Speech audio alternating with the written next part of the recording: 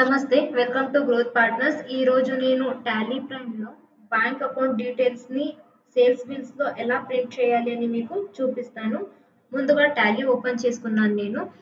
మేము bank details ని add చేయాలంటే లెజర్ లో మేము ఇన్ఫర్మేషన్ అన్ని ఫిల్ చేయాలి. ఇది ఎలా అని చూపిస్తాను. ఆల్టర్ లెజర్, ఇక్కడ స్టేట్ బ్యాంక్ ఆఫ్ ఇండియా, దీన్ని ఎంటర్ చేస్తే ఇక్కడ ఇన్ఫర్మేషన్ అన్ని మేము ఫిల్ చేయాలి. నేను ఆల్రెడీ ఫిల్ చేశాను. ఇప్పుడు సేవ్ చేస్తున్నాను. ఎస్కేప్.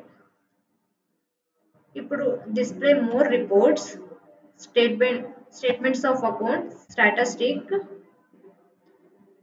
Sales, enter. ఇక్కడ నేను ఒక బిల్ ని సెలెక్ట్ చేసుకుంటున్నాను.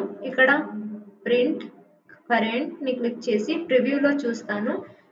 మేము ఇక్కడ చూడొచ్చు, ఏది బ్యాంక్ డీటెయిల్స్ లేదు ఇక్కడ, కానీ మేము యాడ్ చేయాలంటే ఎలా అని చూపిస్తాను. కాన్ఫిగర్ లో బ్యాంక్ డీటెయిల్స్ అని ఎంటర్ చేస్తే ఎస్ అని చేయాలి.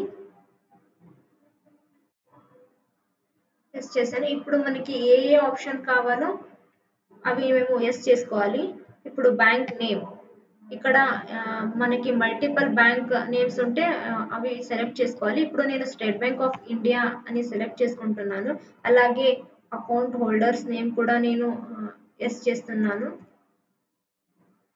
మనకి ఏవేవి కావాలో అవి ఎస్ చేసుకోవాలి. నాకు ఇంత మాత్రమే కావాలి. సో ఇప్పుడు నేను కంట్రోల్ ఏ చేసి సేవ్ చేస్తున్నాను. ఇప్పుడు ప్రివ్యూలో చూద్దాము. ప్రివ్యూలో చూస్తే మనకి వచ్చింది ఇప్పుడు బ్యాంక్ డీటెయిల్స్. ఇక్కడ చూడొచ్చు company account details, bank details వచ్చింది. Account holders name, bank name, account number, branch, అలాగే ఐఎఫ్ఎస్ కోడ్ అన్ని కూడా వచ్చాయి.